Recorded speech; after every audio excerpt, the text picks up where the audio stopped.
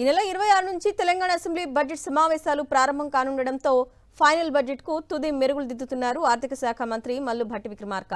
దీనికి సంబంధించి శాఖల వారీగా సమీక్షలు నిర్వహిస్తున్న ఆయన గతం కంటే మెరుగైన బడ్జెట్ తయారు చేస్తున్నారని అధికార వర్గాల ద్వారా అందుతున్న సమాచారం.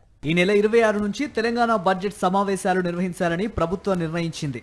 ఈ నెల 23న జరిగే కేబినెట్ మీటింగ్లో బడ్జెట్ సమావేశాల నిర్వహణ తీరుతెన్నులపై అధికారిక నిర్ణయం తీసుకోనున్నారని సమాచారం.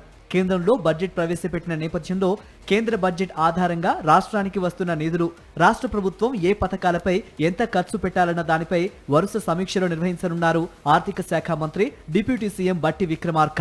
శాఖల వారీగా బడ్జెట్ అవసరాలు, ఆయా శాఖల్లో ప్రభుత్వ ప్రాధాన్యతపై కసరత్తు చేస్తున్నారు ప్రభుత్వ పెద్దలు. గత సంవత్సరం బడ్జెట్ కంటే ఈసారి బడ్జెట్ అంచనాల మొత్తం ఎక్కువగా ఉండే అవకాశం ఉందని అధికార వర్గాల ద్వారా అందుతున్న సమాచారం.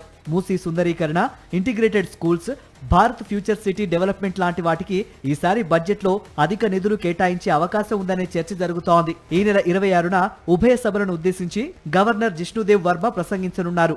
27న గవర్నర్ ప్రసంగానికి సభ ధన్యవాదాలు తెలిపే కార్యక్రమం ఉంటుంది. 28న శాసనసభలో డిప్యూటీ సీఎం ఆర్థిక మంత్రి భట్టి విక్రమార్క శాసన మండలిలో మంత్రి శ్రీధర్ బాబు బడ్జెట్ ప్రవేశపెడతారు. మార్చి 2 నుంచి బడ్జెట్ పై చర్చ ప్రారంభమవుతుంది.